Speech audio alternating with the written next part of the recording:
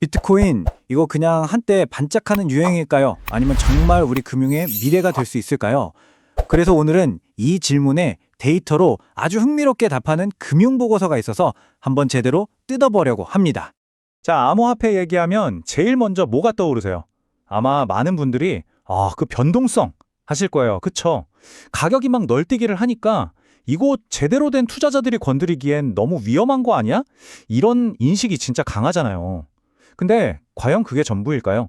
네, 보통은 비트코인이 너무 위험하다, 변동성이 너무 크다 이렇게들 생각하시는데 자, 이 차트 한번 보세요. 이게 관점을 확 바꿔줍니다.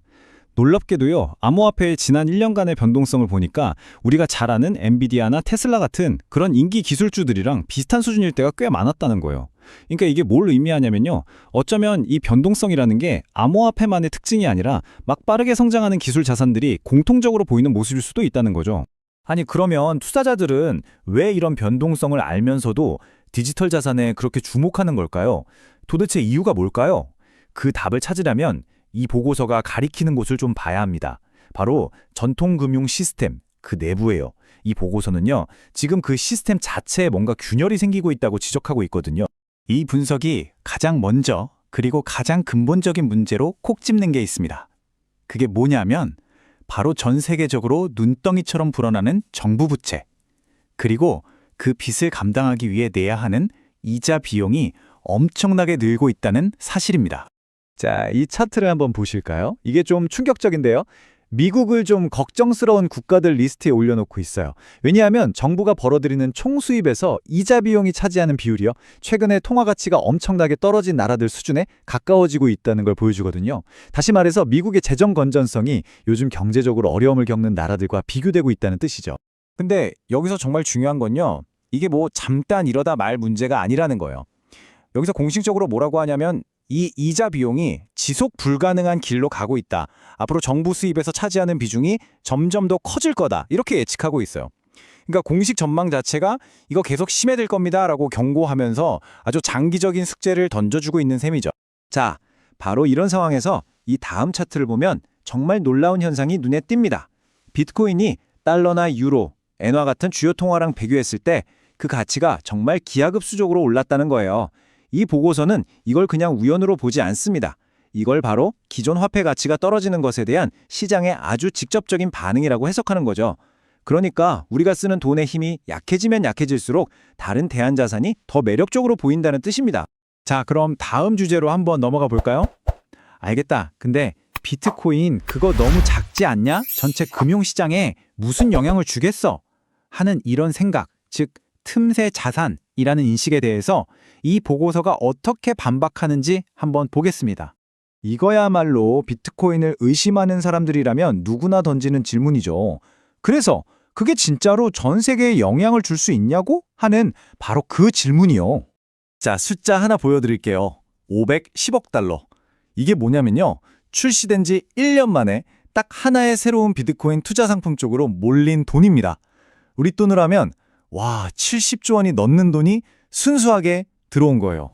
아니, 70조 원이 얼마나 큰 돈인지 감이 잘 안 오실 수도 있는데 이 차트를 보시면 확 와닿으실 겁니다.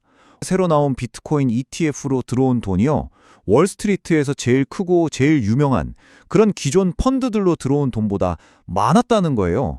이건 그냥 좀 경쟁이 됐다? 이 수준이 아니고요, 아예 투자 세계의 공룡들보다 더 많은 돈을 끌어모았다는 뜻입니다. 이 보고서는 이걸 단순한 투자 열풍으로 보지 않아요. 그 이상이라는 거죠.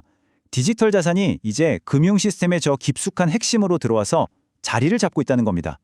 그러니까 더 이상 변두리에 있는 자산이 아니라 전 세계 금융을 움직이는 눈에 보이지 않는 중요한 인프라의 일부가 되어가고 있다는 거예요. 현실은 어떨까요? 자, 이 차트 데이터는 정말 보고도 믿기 힘들 정도입니다. 우리가 스테이블 코인이라고 부르는 것들 있죠? 달러 같은 화폐의 가치를 딱 고정시킨 디지털 자산 말이에요. 이걸 다 합쳤더니 세상에 미국 국채를 보유한 해외 주체 순위에서 상위 20위 안에 들어간다는 겁니다. 이게 무슨 뜻인지 아시겠어요? 이 디지털 자산 세계가요, 독일이나 한국, 사우디아라비아 같은 나라들보다도 더 큰 미국 정부의 채권자가 됐다는 뜻입니다. 정말 대단하죠? 와, 이렇게 금융 시스템 깊숙이 들어와 있다니 진짜 놀랍지 않으세요? 그런데도 여전히 이런 비판이 많죠. 에이, 그거 다 실체 없는 거품 아니야? 하고요. 그럼 과연 이 투기처럼 보이는 열풍 뒤에 진짜 쓸모 있는 뭔가, 그리고 쌓아온 역사가 있긴 한 걸까요? 자, 이거 아직 검증된 것도 아니잖아는 비판에 대해서 이 보고서는 관점을 살짝 비틉니다. 나이로 보지 말고 운용 이력으로 한번 보자는 거죠. 비트코인이 그냥 나온 지 얼마 안 된 신기술이 아니라 지난 15년 동안 단 한 번도 멈춘 적 없이 1년 365일 24시간 돌아가는 글로벌 시장이라는 점을 아주 강하게 얘기하는 겁니다. 그리고 이 차트가 보여주는 건 진짜 입이 떡 벌어질 정도입니다. 비트코인이 2009년에 나왔잖아요. 그때부터 지금까지 쌓인 총 거래 시간이 미국 주식시장이 1940년부터 지금까지 운영된 시간보다 더 길다는 겁니다. 이게 어떻게 가능하냐면 주식시장은 열고 닫는 시간이 있지만 비트코인 시장은 절대 멈추질 않으니까요. 그래서 수십 년 된 전통 거래소들의 운영 시간을 이미 넘어선 거죠. 이렇게 1년 내내 잠들지 않는 시장에 투자자들은 얼마나 꾸준히 들어오고 있을까요? 들쭉날쭉할까요? 보고서를 보면 그 수요가 놀라울 만큼 일관적이라고 하는데요. 진짜 그런지 데이터로 한번 확인해보죠. 이 그래프를 보시면요. 올해 들어서 하루하루 돈이 들어온 날을 따져보니까 비트코인 ETF가 전통적인 안전자산이죠. 금 ETF보다 훨씬 더 꾸준하게 자금이 들어왔어요. 전체 거래일 중에서 돈이 들어온 날의 비율이 비트코인은 무려 83%인데 금은 27%밖에 안 됐습니다. 정말 꾸준하게 수요가 있었다는 뜻이죠. 자, 그럼 지금까지 본 이 모든 것들을 다 합치면 어떤 그림이 그려질까요? 이 분석이 던지는 핵심 주장들을 한번 정리해 보겠습니다. 어쩌면 정말 새로운 금융의 시대가 열리고 있는 걸까요? 이 분석의 흐름을 보면 아주 명쾌합니다. 변동성이 너무 크다? 아니, 기술주랑 비슷하다. 그냥 틈새 자산이다? 아니, 주요 ETF보다 돈이 더 몰린다. 금융 시스템과 상관없다? 아니, 미국 정부의 주요 채권자 중 하나다. 검증되지 않았다? 아니, 주식시장보다 누적 거래 시간이 더 길다. 이런 식으로 우리가 가진 편견들을 데이터로 하나씩 깨부수고 있는 거죠. 결국 이 보고서가 말하고 싶은 가장 핵심적인 장기적인 예측은 바로 이겁니다.